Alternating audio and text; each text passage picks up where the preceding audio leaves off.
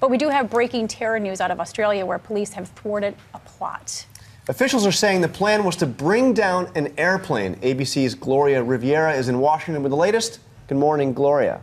Good morning, John. Good morning, Paula. Certainly, airline security operators around the world are taking note of this most recent concerning event in Australia. In fact, it's the second time Australian authorities have been on alert. Earlier this summer in Melbourne, one man was killed and 3 officers wounded in an attack ISIS took responsibility for. This most recent scare could have been much worse.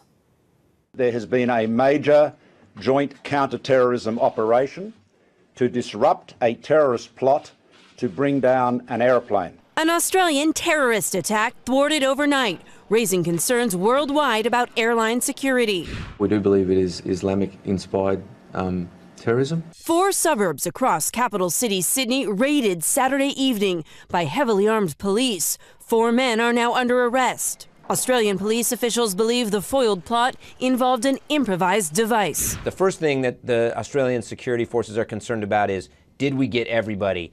Is it just these 4, or were there other individuals who were involved? Did they find information about the scope and scale of this network? Were they part of a broader plot or a group like Al-Qaeda or ISIS? This morning at Sydney's airport, authorities beefing up security with added law enforcement. Travellers should be prepared for additional scrutiny. Concerns about bombs on airplanes growing.